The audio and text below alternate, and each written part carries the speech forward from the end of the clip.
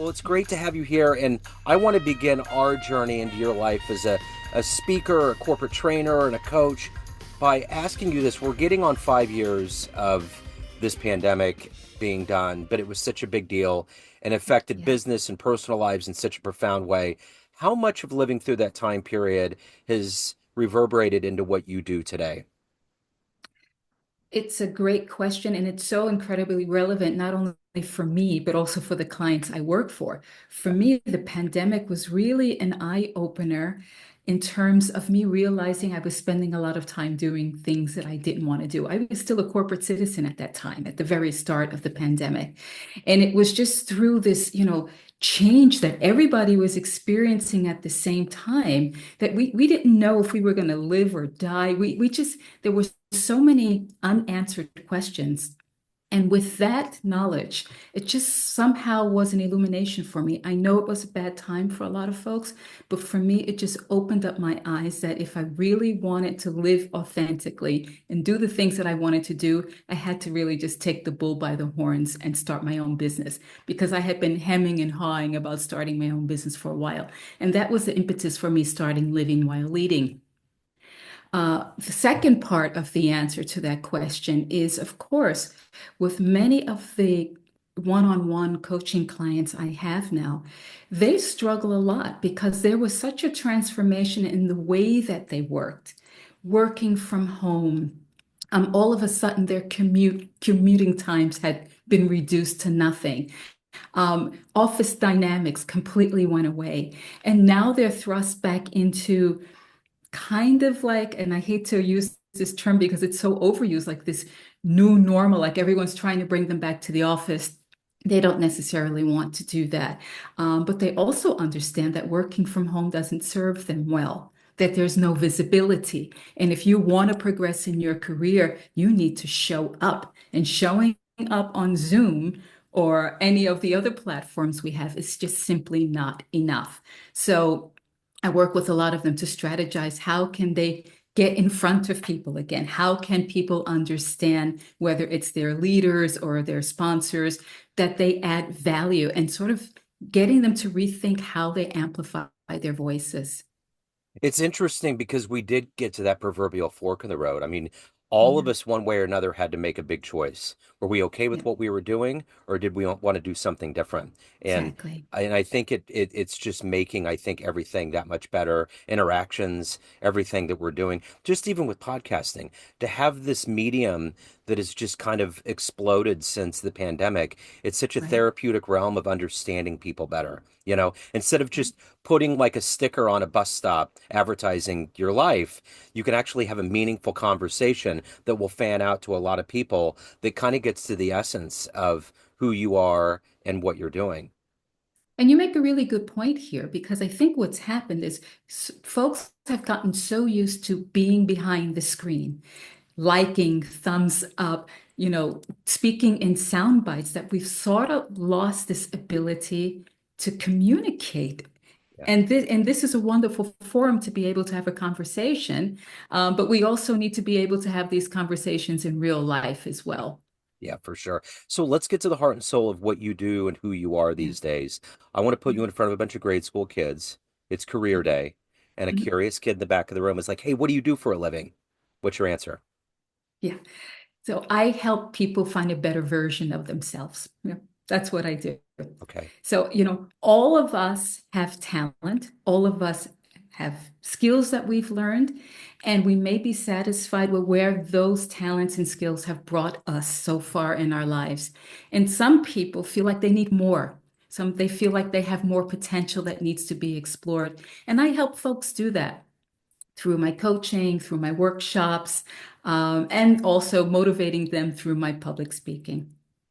So if you had to put a pie chart out of the amount of people that absolutely know they need someone like you in their lives, Mhm. or a group that's ambiguous, that's not quite sure whether or not they need help, what would Mhm. be the percentage of those that are for sure and those that are on the line? That's a really tough question to answer because it's very nuanced. Uh, I think what happens is it's probably 30% really know they need to do something, Yeah. but they are unable to choose themselves because they think they can't afford it or that they don't have the bandwidth in terms of time to do it. There is another group of people who are just so completely divorced from looking at themselves and having any sort of meaningful conversation or analysis about where they are, that they're just blindsided. They're not blindsided, they're blinded to the possibilities that just having an engagement, just talking like this, can Yeah. really change perspectives, open up their thinking. And then there's another group who is just completely not interested. They think that, you know what, if I just dig in my heels deeper and work harder, things are going to happen for me. But you and I have both been around the block a few times, and we understand that although it's wonderful to work hard and to have a great work ethic, that's not everything. Yeah. And we don't work in isolation. The world is big, and we need to be able to pull in resources and allies and sponsors and mentors to help us get to where we want to be. You know, 20 years ago, coaching wasn't something that was mainstream. It wasn't something that people had in their lives and their business acumen, but it's more prevalent now. And I was talking to somebody some months back about this, and they were breaking it down basically like this. What sports team do you see that doesn't have a coach or a coaching staff? Right? Exactly. And that's when my light bulb went off. Like it wasn't like I didn't understand that coaching is essential, but I mean, look at everybody. I mean, look at all the famous people and the singers and all these people. They have legions of people around them that are coaching Yes. all these different aspects of their existence. Absolutely. Absolutely. And it's such a wonderful analogy because most people understand that. Yeah, And when you break it down that way, it's a lot easier for people to see where they fit into coaching. yeah, But I have to tell you something because we talk about nuance. When you're in Europe, there's still a sentiment that if your company is investing in you to have coaching, this is usually a sign that you're not doing well. okay, So there's so you know just based on culture, there are different sentiments about coaching.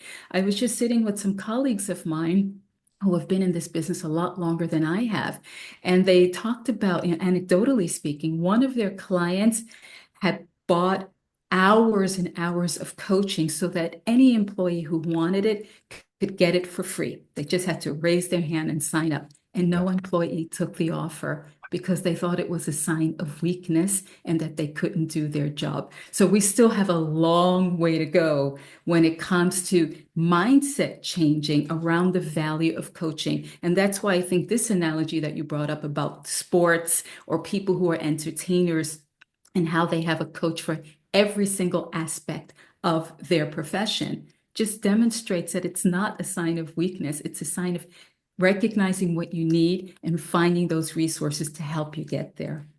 So obviously that is a difference of culture between Europe and America. But Yeah. what has enhanced you and the power that you have and the potency you have with your clients of being in a different culture, being in Europe, especially now during this very strange time in America? What kind Yeah. of relevancy is that shown on what you're doing now and how you live your life as a business person? Well, what I can say is this, Joe. Having an experience, because we didn't mention this in the introduction, I am a native New Yorker. I was Yeah. born and raised in the Bronx, and then more than 2 decades ago, I moved to Europe. And that is, that's a heavy lift moving from New York City to not only moving to Europe, but moving to a small city like Vienna, which only has 2 million people.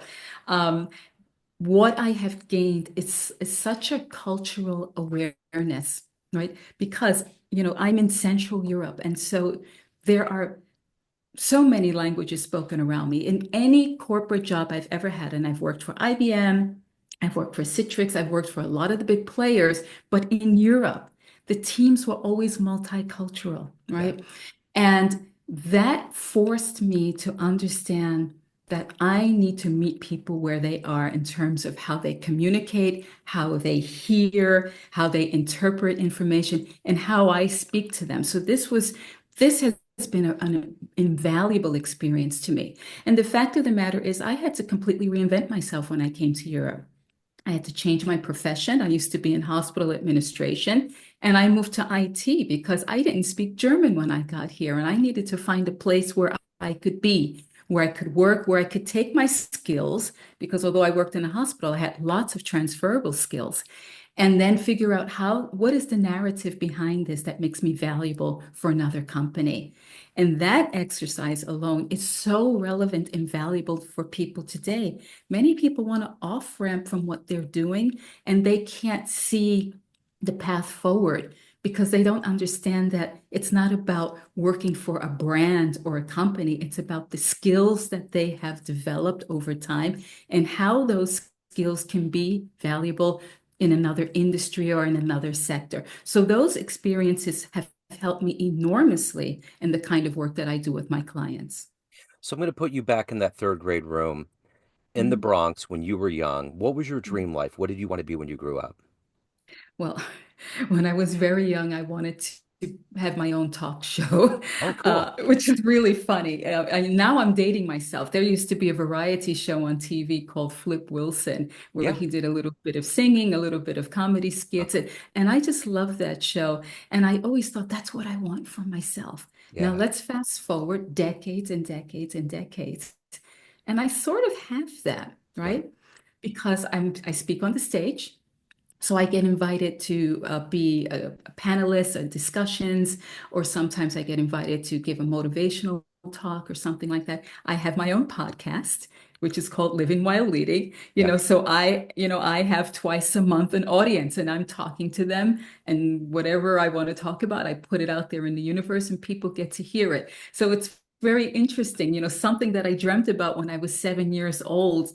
It wasn't linear. There was no direct line to getting here, but with all of the experience and everything that I've had, it's led me into some form of that, which I think is also a lesson here that we shouldn't be so married and bound to these ideas of what we want to do with ourselves. Sometimes they're a little flexible, if you treat it like a rubber band and you pull it this way or that way, you can see how other things fit into that dream or that vision that we have for ourselves. So ultimately, growing up, what were the seeds that were foundational that were planted into you to get into business, to have this skill that you're imparting on to others now as a coach?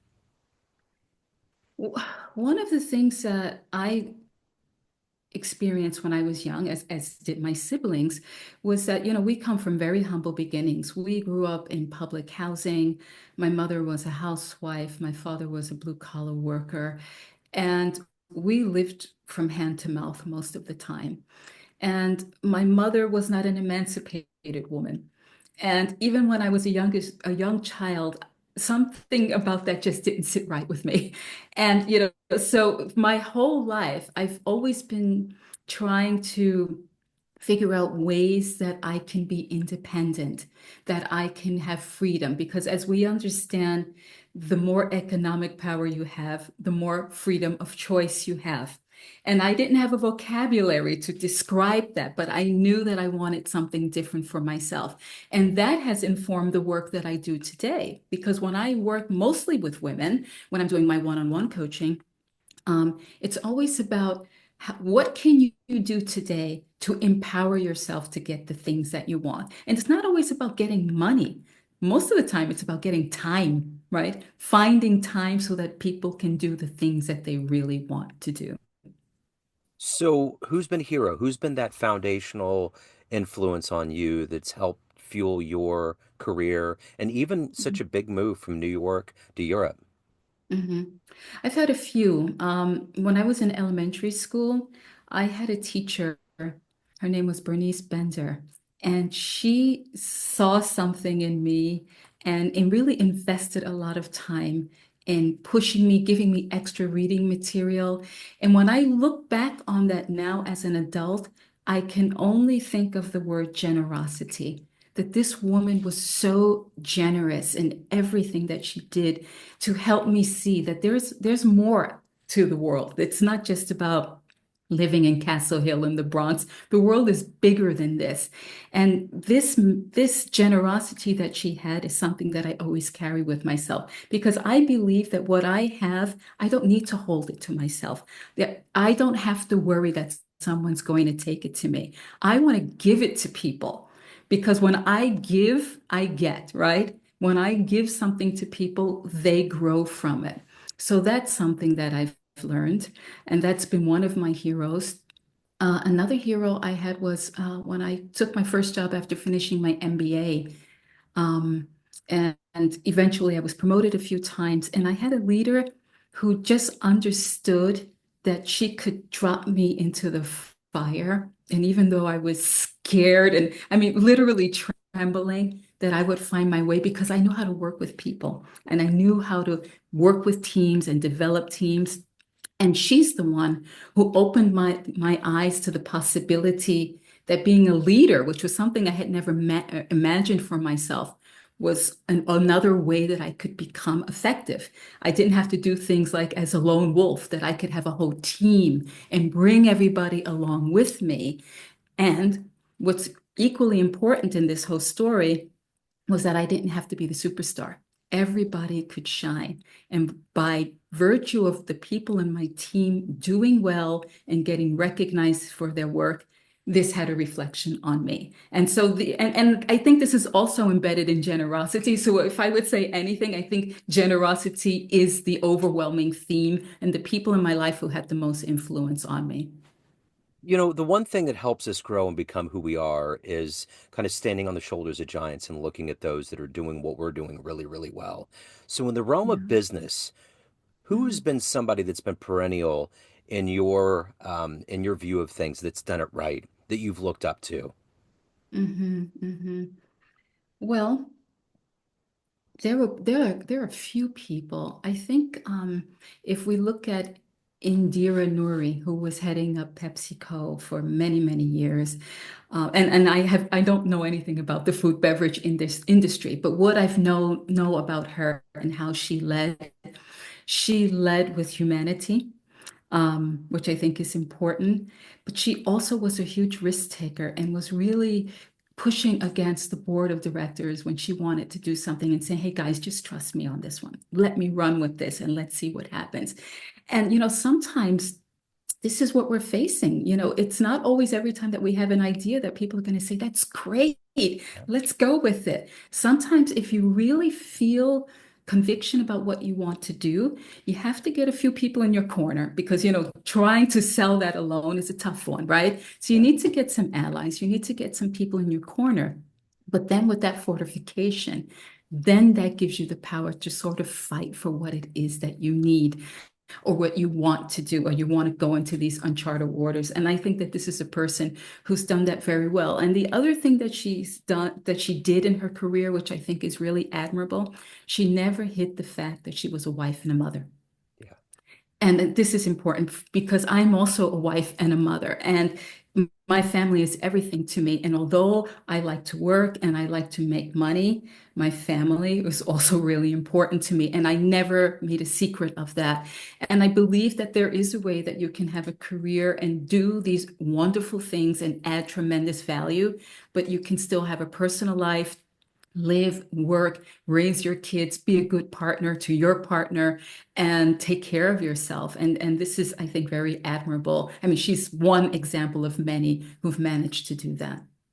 So if you walked into a room of both clients and former colleagues that you've worked with throughout the years, and you walked Mhm. up to a podium in front of them, and they're all waiting, and they all really they love what you've done, and you can tell Mhm. them something really fun, a great story, something they may not know about you.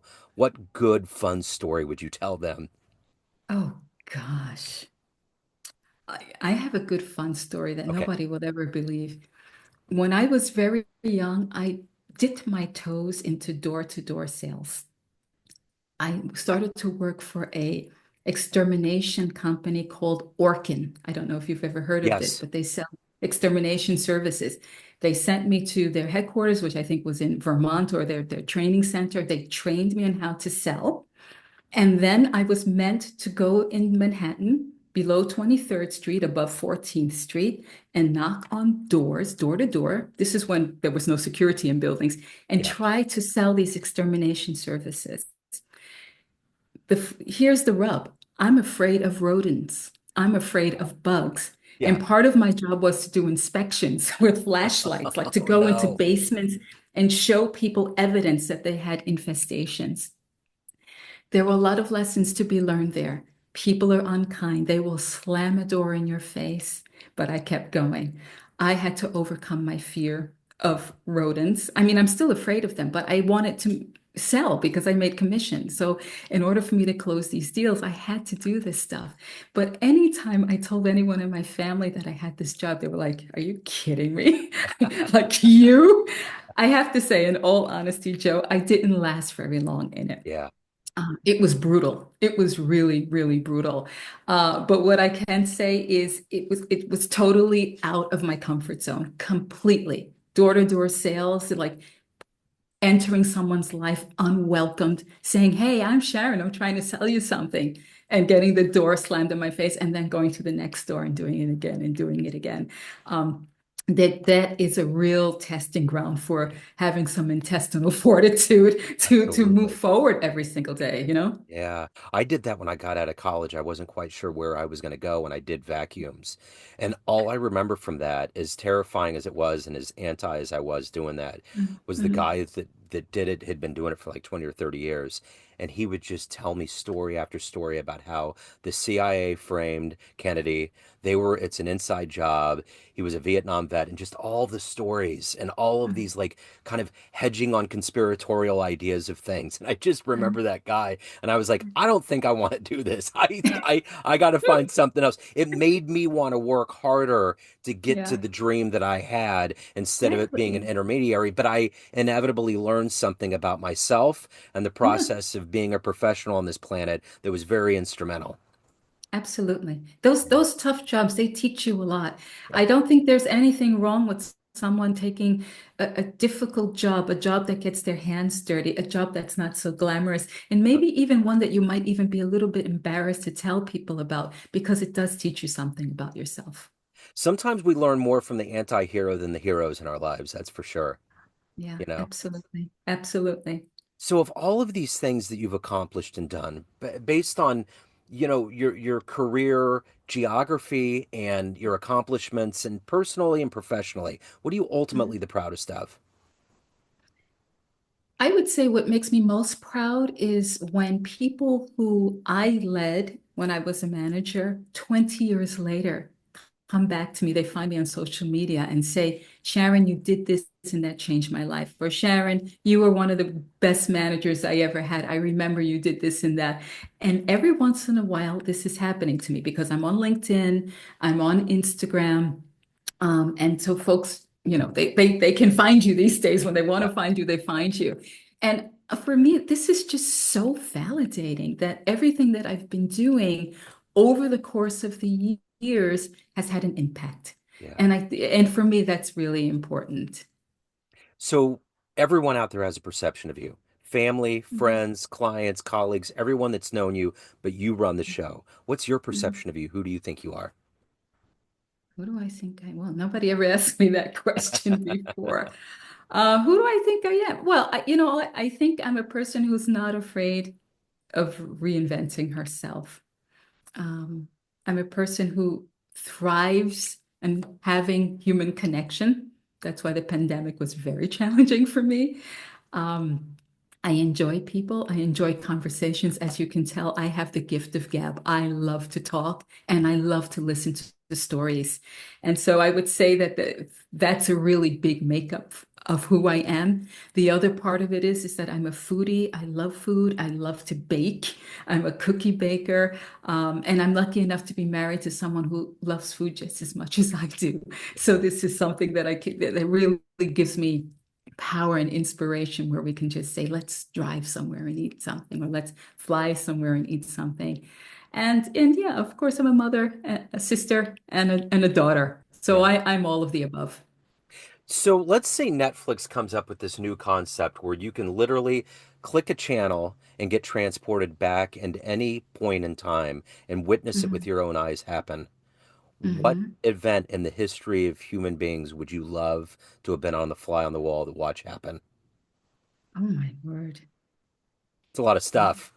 Yeah. Oh my goodness. I have to have a good think on that one. Um,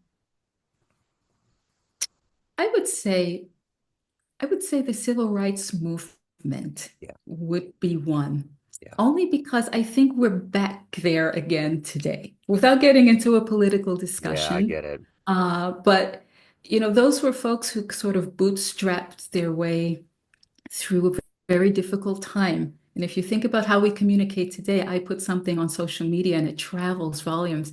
And back then, they somehow had to manage to get messages across the country Yeah, and mobilize people and get people to show up. And I just think that the people who were pioneering that movement had so much tenacity. yeah, And it would be amazing to be a fly on the wall at, some of those meetings when they were planning things and just hearing the energy in the room and how people really had skin in that game. And when I say skin, I mean they really had skin in that game because we certainly. know what happened to a lot of them. They ended up being beaten and in prison and so on and so forth. But those were really brave people. And I think today we're going to need to be able to find that bravery in ourselves to get Yeah, through these challenging times. I agree. What a great answer. Sharon, if anyone wants to reach out, they're curious, they want to hire you, any of the good business, where do they go? Mhm. Well, you can visit my website, livingwhileleading.com, and there's a way that you can contact me there. You can also find me on LinkedIn. I'm the most active on that platform, and you find me under my name, Sharon Ehrlich. And for fun, you can find me on Instagram where I post some shorts or some photos of myself, but that's just for kicks. I would really encourage you to go to my website or to LinkedIn. Okay, excellent. Sharon, this has been so good. Thank you so much for your story. Thank you for your time and best of luck with everything. Thank you. Thank you for having me. Absolutely. Thank you.